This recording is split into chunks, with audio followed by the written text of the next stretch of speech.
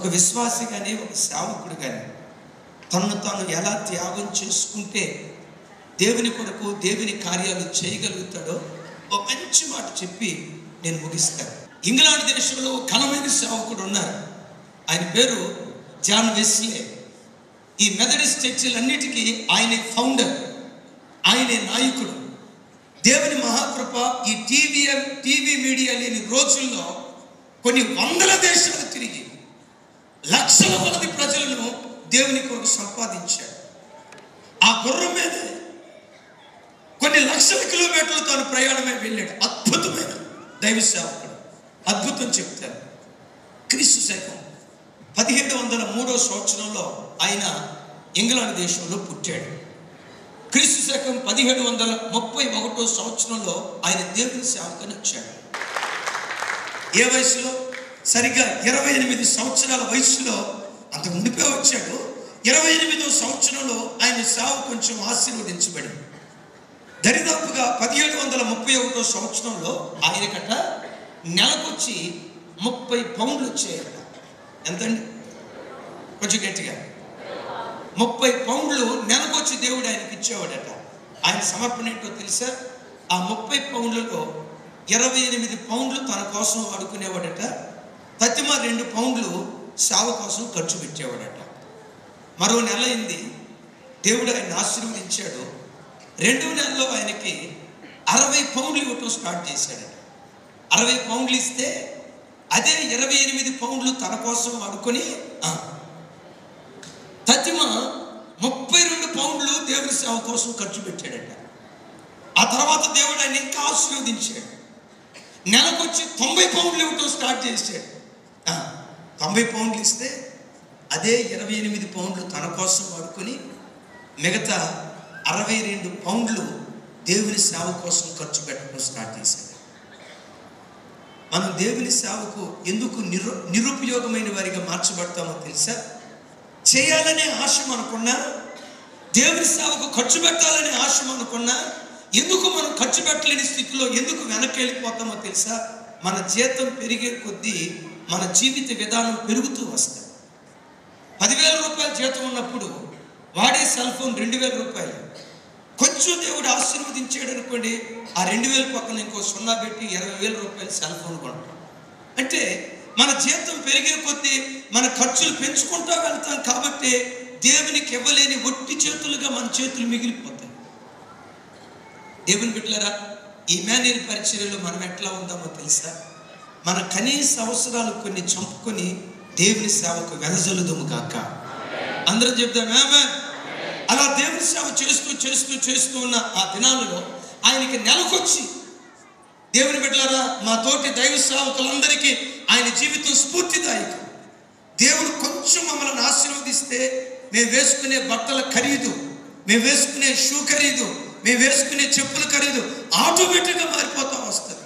దేవుని మహాకృప. 2005లో ఏ చెప్పులు, ఎలాంటి ఖరీదైన చెప్పులు వాడుకునే వాళ్ళము, ఈ రోజు కూడా అదే ఖరీదైన చెప్పులు మరలా 2005లో ఏ మఫత్రాలు డ్రెస్ వాడేవాళ్ళము, ఏ 200 రూపాయల చొక్కా, ఏ 300 రూపాయల ప్యాంట్ వేసుకునే వాళ్ళము, ఈ రోజు కూడా మా జీవిత విధానం ఎంత కూడా మారలేదు. విచిత్రం గమనించాను. ఈయనకి ఇప్పుడు నెలకొచ్చి దేవుని మహాకృపను బట్టి 1,400 పౌండ్లు నెలకొచ్చి దేవుడు ఆయనకి ఇవ్వటం ప్రారంభించాడట. చెప్పండి ఎంత? నెలకొచ్చి 1,400 పౌండ్లు ఇవ్వటం స్టార్ట్ చేశాడట. ఆ రోజుల్లో నెలకొచ్చి 100 రూపాయల పౌండే ఎవరైనా సంపాదిస్తే ఆయన మహా గొప్ప ధనవంతుడు అని ఇంగ్లాండ్ దేశంలో ఉన్నటువంటి పేరు. ఆ రోజుల్లో ఈయనకి నెలకొచ్చి 1,400 పౌండ్లు దేవుడు ఇచ్చేవాడట. చూసిన వాళ్ళు అంతా అనుకున్నారు, ఈయన ఎంత భోగభాగ్యాలు అనుభవిస్తూ ఉన్నాడో, ఎంత లగ్జరీస్ అనుభవిస్తూ ఉన్నాడో. ఆయన ఇంట్లో ఉన్న సోఫా సెట్లు కానీ, ఆయన వాడే వస్తువులు కానీ, ఆయన ఇంట్లో ఉన్న ఏదైనా ఫర్నిచర్ అయినా ఎంత ఖరీదుగా ఉంటుందోనని ఆ దేశంలో ప్రజలంతా అనుకున్నారు. సరిగ్గా 1776 సంవత్సరంలో ఇంగ్లాండ్ దేశంలో ఒక చట్టం వచ్చిందట. ఏమిటి ఆ చట్టం అంటే, ఇంగ్లాండ్ దేశంలో ఏ వ్యక్తికైనా 2 వెండి పళ్ళాలు ఉంటే ఆ వ్యక్తి ధనవంతుడిగా నిర్ధారించి, ఇప్పుడు మన దేశం ఉంది, వైట్ రేషన్ కార్డు ఎవరికి ఉంటుంది? పింక్ రేషన్ కార్డు అంటే పింక్ రేషన్ కార్డు ఉన్న వాళ్ళు ఏమని అర్థం అమ్మా? కొంచెం ధనవంతులు అని. వైట్ రేషన్ కార్డు ఇట్లా మన దేశంలో ఎవరికైతే ఇట్లా ఈ డిఫరెన్స్ ఎట్లా ఉందో, ఆ రోజుల్లో కూడా ఎవరింట్లోనైనా 2 వెండి పళ్ళాలు ఉన్నాయంటే డెఫినెట్గా వాళ్ళు ధనవంతులు. వాళ్ళకున్న ఇవన్నీ తీసేసి వాళ్ళు ధనవంతులుగా ఎంచాలి అనుకుంటూ ఉండేవాళ్ళు. సోదరు జరుగుతాం. Income tax raiding. ఏ రైడింగ్ అండి? చెప్పాలి. ఏ రైడింగ్ అండి? ఇన్కమ్ ట్యాక్స్ రైడింగ్ జరుగుతున్న దినాల్లో income tax officers John Wesley గారి ఇంటి మీద దాడి చేయడానికి వెళ్ళేటప్పుడు వీళ్ళు మనసులో అనుకున్నారు, నో డౌట్ ఈ దైవ సేవకుడి ఇంట్లో 2 వెండి పండాలే కర్మ, 20 వెండి పళ్ళాలు ఉన్నా ఆశ్చర్యం లేదు. 2 వెండి పండాలే కర్మ, 2 బంగారు ప్లేట్లు ఉన్నా ఆశ్చర్యం లేదు. ఎంత భోగాన్ని అనుభవిస్తాడోనని ఆ ఇంట్లోకి వెళితే దెమ్మ తిరిగే వాస్తవాలు బయటపడ్డాయి. ఆశ్చర్యచకితులయ్యే వాస్తవాలు బయటపడ్డాయి. విచిత్రం ఏంటో తెలుసా? ఆయన ఇంటిలో స్టీల్ ప్లేట్లు, మట్టి ప్లేట్లు తప్ప వెండి పళ్ళెం వెతికినా ఎక్కడ కనపడలేదు. ఖరీదైన ఏ వస్తువును చూడలేకపోయారట. ఇన్కమ్ ట్యాక్స్ ఆఫీసర్స్ వచ్చి ఆయన అడిగారు, అయ్యా ఎంత గొప్ప దైవ సేవకుడు కదా, ఎంత గొప్ప దైవ సేవకుడు కదా, ఎంత గొప్ప దైవ సేవకుడు కదా, కనీసం ఒక 2 వెండి పళ్ళాలు కూడా నీ ఇంట్లో లేవే, సరైన సోఫా సెట్ కూడా నీ ఇంట్లో లేదే. ఆయన కన్నీళ్ళు విడుస్తూ అన్నాడు కదా, దేవుడు నాకు ఇచ్చే డబ్బు నా లగ్జరీస్ లైఫ్ కోసం నేను వాడితే దేవుని సేవ నేను చేయలేనయ్యా. దేవుని సేవ జరిగించడానికి నన్ను నేను త్యాగం చేసుకున్నాను, నన్ను నేను ఉపేక్షించుకున్నాను. నా అవసరాలు, నా కనీస అవసరాలని చంపుకొని ఆయన అన్నాడు, నెలకు దేవుడు నాకు 1400 పౌండ్లు ఇస్తే ఈ రోజు కూడా 30 పౌండ్లే నా కోసం నేను వాడుకుంటున్నాను. చెప్పకూడదని గట్టిగా అన్నా. ఎంత 30 పౌండ్లు వచ్చినప్పుడు ఎంత వాడుకున్నాడు? 60 పౌండ్లు వచ్చినప్పుడు ఎంత వాడుకున్నాడు? చెప్పాలి. 90 పౌండ్లు వచ్చినప్పుడు ఎంత వాడుకున్నాడు? ఇప్పుడు 1400 పౌండ్లు వస్తే 1400 పౌండ్లు వచ్చిన 30 పౌండ్లే తన కోసం వాడుకున్నాడు. ఈ మధ్య పేరుగాంచిన ఒక దైవ సేవకుడు ఇంటి మీద ఇన్కమ్ ట్యాక్స్ వాళ్ళు రైడింగ్ చేశారు. ఇన్కమ్ ట్యాక్స్ వాళ్ళు రైడింగ్ చేస్తే ఆ దైవ సేవకుడి ఇంటిలో ఆ దైవ సేవకురాలు భార్య మెడకు వేసుకునే నెక్లెస్, చెవులకు వేసుకునే వజ్రాల రింగులు, 3 కోట్ల ఆభరణాలు దొరికాయి. ఈ 3 కోట్ల ఆభరణాలు దేనివో తెలుసా? బంగారు గొలుసులు, ఆమె చెవులకు వేసుకునే డైమండ్స్. ఆమె చెవులకు వేసుకునే ఆ డైమండ్ ఎట్లా ఉంటుందో తెలుసా? ఏమండి, మనకులాగా చిన్న సైజు ఉండదు.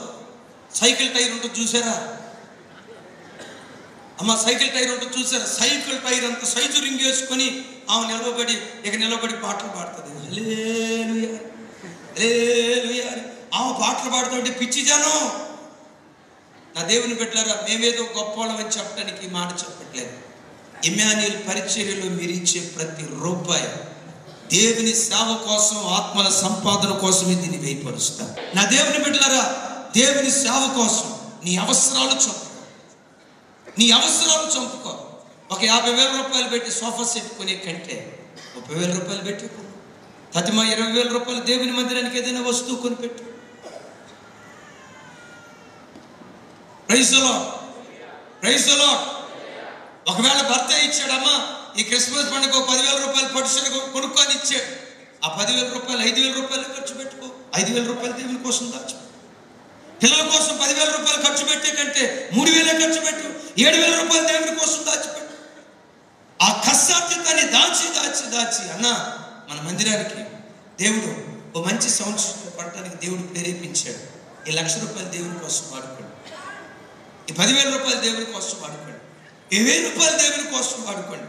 తెలుసా, నా దేవుని కోసం ఈ మాట చెప్పి నేను ప్రార్థన చేస్తాను.